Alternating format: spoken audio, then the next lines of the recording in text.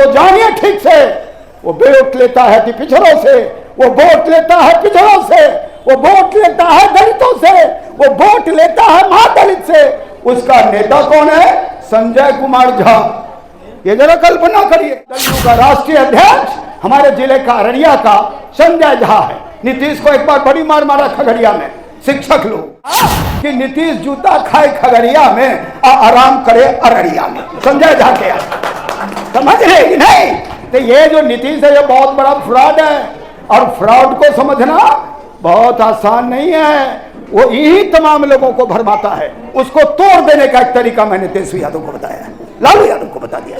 हम बोले आप क्यों नहीं जिले में एक एक टिकट पिछड़ा को दे दीजिए, बातें खत्म है। एक को वोट देना, जेडीयू को मिलेगा ना भाजपा को मिलेगा। सिलसिला बनाना पड़ेगा। जो कहता है शिकारी आएगा दाना डालेगा, लोग से उसमें फंसना नहीं, वो रोज फंस रहा है। एक ये पढ़ाई है, दूसरा पढ़ाई है जागृत पढ़ाई। वो जगा हुआ आदमी, जगा हुआ व्यक्ति कभी धोखा नहीं खा सकता, क्योंकि हमारे जो पढ़े लिखे लोग इस दौर में आया है वो कोई पढ़ाई नहीं, वो तो चोरी करके पास किया। नहीं हंसो मत, वो चोरी करके पास किया है। और ब्राह्मणवाद क्या करने वाला है वो जरा सुन लो। एक तो हजारों वर्ष तक पिछड़े दलितों को पढ़ने नहीं दिया, और अब क्या ले आया है मोदी? राष्ट्रीय शिक्षा नीति, जिस पर कोई बात नहीं कर रहा। अभी सभी स्कूल कॉलेज को बंद किया जाएगा। मोदी बता दिया है कि अगर ये शूद्र पढ़ा, ये दलित पढ़ा, ये कमजोर वर्ग पढ़ा तो हमारी सत्ता को नहीं मानेगा। इसीलिए प्राइवेटाइज करो शिक्षा को, उसको इतनी महंगी करो, और सरकारी स्कूलों को इतना आवारा बना दो कि वहां कोई पढ़ाई नहीं। आप दौड़ जाइए पूरे प्राइवेट सरकारी स्कूलों में, वो कहीं भी ताली मत पिटो, किसी को पढ़ने नहीं देना है, या ये गहरी साजिश है, ये कोई साधारण साजिश नहीं है। इसीलिए मुल्कों को मैं बताना चाहता हूं, ये मोदी और भाजपा कौन है इसे ठीक से समझने की जरूरत है। ये ब्रिटिश राज की गुलामी करने वाले लोग हैं। भारतीय जनता पार्टी और हिंदुस्तान का ये जो मुट्ठी भर ऊंची जात के लोग हैं, इसको एक मिनट भी सत्ता में ये मुखिया नहीं बोल सकता अपने वोट पर। और ये बना हुआ देश का प्रधानमंत्री, जरा समझो, सबको बांट दिया। ये सबको खंड व खंड में बांट दिया, और उसकी व्यवस्था को हम मानते आ रहे हैं। यहां मैं आना चाहता हूं, कुछ बुनियादी सवाल खड़े करूंगा। वो क्या है? यहां बैठा हुआ यादव है, वो आदमी ज्यादा बना हुआ, वो है आदमी। संविधान क्या कहता है? हम लोग अपना गाना गाते हैं, अंबेडकरवादी गाना, कि गीता से चलता है ना चलता कुरान से, देश चलता है बाबा साहब के संविधान से। लेकिन हम संविधान को मानते नहीं। अरे भाई, हम मनुष्य न हैं। बाभन जो है 20,000 बीघा वाला, उसको भी एक ही वोट, और जो भिखारी है उसको एक ही वोट, जो एमए पास है उसको एक ही वोट, जो अनपढ़ है उसको एक ही वोट। वोट में तो बराबरी है, लेकिन दिमाग में बराबरी नहीं है।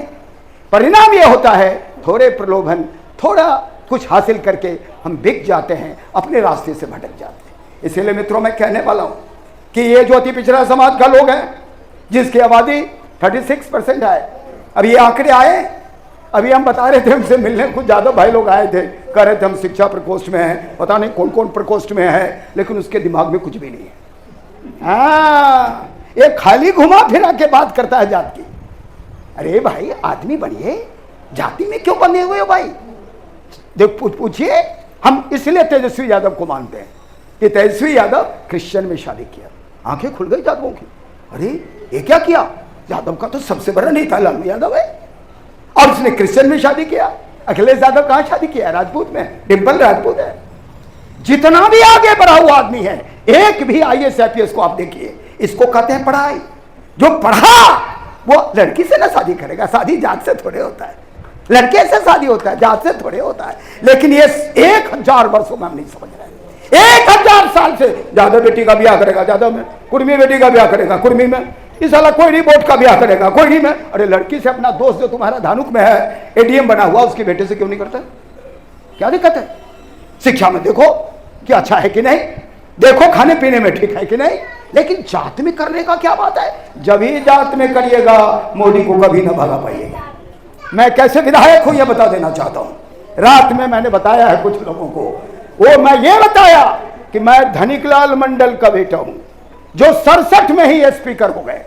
जब पहली बार 9 राज्यों में डॉक्टर लोहिया के नेतृत्व में संबित सरकार बना, उस सरकार में बिहार के चीफ मिनिस्टर थे माया प्रसाद, डिप्टी सीएम थे कर्पूरी ठाकुर, और तीसरा व्यक्ति थे मेरे पिताजी जो बिहार विधानसभा के स्पीकर हुए।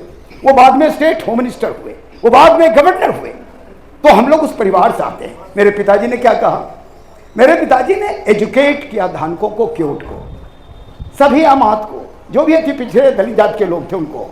उन्होंने कहा कि देखो, अपने आम खाते बाटा साइंटिफिक उदाहरण दिया। आप लोग भी थोड़ा ज्यादा भाई जान लो, पांचों ज्यादा समझ लेगा तो हम बुझेंगे तो बड़ा काम हो गया। तो क्या कहा मेरे पिताजी ने, वो सुनिए। उन्होंने कहा यह विज्ञान की सदी है, तो विज्ञान की सदी को, विज्ञान के सुझाव को, विज्ञान के दृष्टिकोण को अपनाते में क्या दिक्कत है भाई? वो बोले कि एक आम को खा लो, किसी पेड़ के आम का उदाहरण दे रहा हूं, एक आम को खा लो और उसे फेंक दो, उससे जो आम होगा उसमें जो बड़ा फल था उससे छोटा होगा। अगर 7 पुश्तों में वो आम एक ही प्रकार से बना रह गया तो वो एक आम जो इतना बड़ा था वो 7वें पुष्प में बड़बड़िया हो जाएगा, इतना बड़ा हो जाएगा। अमेरिका को देखो, अमेरिका में जो गया, ये जानना बीच बीच में मैं अमेरिका को ले आऊंगा ताकि आपकी आंख खुले। अमेरिका का जो औसतन लंबाई है क्या हो जान लीजिए, 6 फीट 2 इंच। एक छलांग में दुनिया का सारा गोल्ड मेडल जीत रहा वो। और ये जो भारतीय है 3 फीट 2 इंच, ये तो छलांग रहा 3 किलोमीटर लगे थे, जाइए ये क्या दौड़ेगा भाई? तो वो उन्होंने कहा मेरे पिताजी ने कि विज्ञान ने नियम बताया है, अमेरिका इसीलिए आगे नहीं गया है। आप देख लीजिए ना, अमेरिका का जो भी राष्ट्रपति है, अब बराक ओबामा क्या था, एशियन मुल्क का आदमी, उसकी मां थी स्कॉटिश। एक भी जातीय शादी अमेरिका में नहीं है, या तो इंटर रिलीजन है या इंटर कास्ट। इसीलिए अमेरिका दुनिया का सबसे बुद्धिमान देश है। तो विज्ञान के नियमों को अपनाओगे नहीं, विज्ञान की समझ को जीवन में अंगीकार नहीं करोगे, आगे कैसे बढ़ोगे? ये 40% हमारा आदमी है यति पिछड़ा, ये कहां चला गया? बाभन के फेरे में, भाजपा में, नीतीश के फेरे में, जनता दल यू में। नीतीश से बड़ा कोई फ्रॉड है क्या? नीतीश